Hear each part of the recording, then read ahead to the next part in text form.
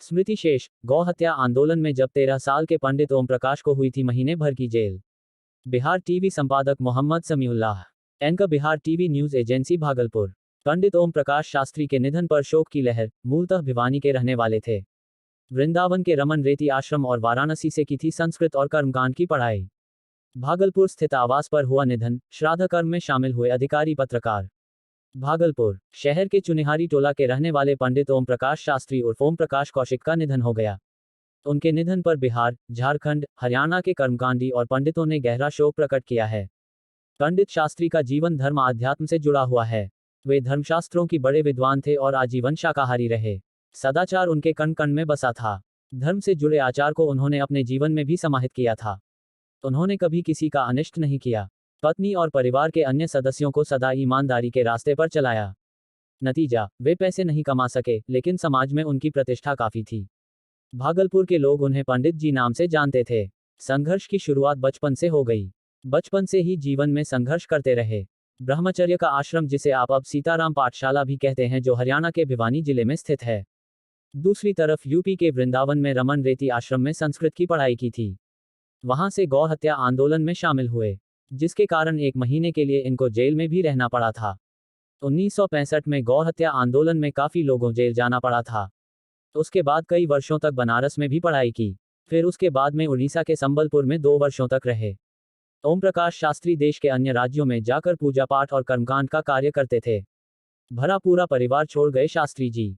बड़ा पुत्र संजय कुमार कौशिक उर्फ संजू की कुछ महीना पहले तबीयत खराब हो गई थी, लेकिन पिता को आग देने से लेकर अंतिम श्रद्धाकर्म तक का कार्य बड़े पुत्र के हाथ से हुआ है। उनके दूसरे नंबर पुत्र संदीप कुमार कौशिक उनकी उपाधि लिए हुए हैं और वह पूजा पाठ का कार्य करते हैं।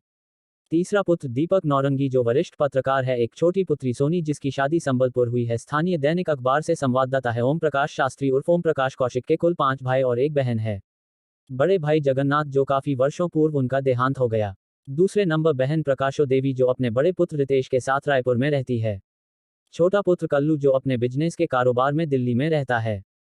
प्रकाश को एक पुत्री भी है। तीसरे नंबर में ओम प्रकाश शास्त्री, चौथे नंबर में किशन शर्मा, 5 नंबर में शंकर नाथ जी महाराज, जो इस दुनिया में अब नहीं है।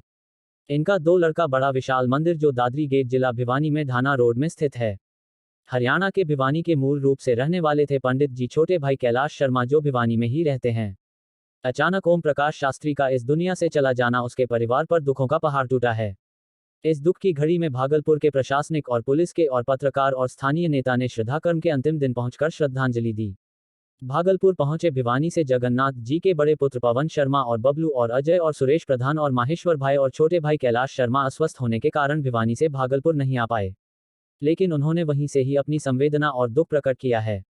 दूसरी ओर बाबू भैया के परिवार से और पवन भैया के परिवार से भी महिलाएं भी और संबलपुर से जीतू जी भी भागलपुर पहुंच श्राद्ध कर्म में परिजनों ने दी भावभीनी श्रद्धांजलि।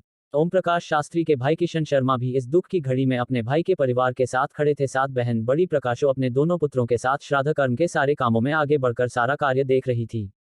संबलपुर से कालू मामा सही समय पर पहुंचकर सारे कार्यों को अपनी देखरेख में कर रहे थे। वहीं किशन शर्मा की छोटी पुत्री पूजा अपने बच्चों के साथ श्रद्धा क्रम में शामिल हुई। बड़ी संख्या में भागलपुर चुनिहारी टोला के स्थानीय लोगों को भी श्रद्धा क्रम के साथ श्रद्धांजलि भी दी गई। चारों तरफ गम का माहौल देखा जा रहा था। श्राद्ध कर्म का कार्यक्रम, जहां पंडित ओम प्रकाश शास्त्री अपना पूजा पाठ करते थे, वहीं रानी सती मंदिर धर्मशाला में ये शांति भोज का आयोजन किया गया। यहां काफी संख्या में स्थानीय लोगों की उपस्थिति देखी गई।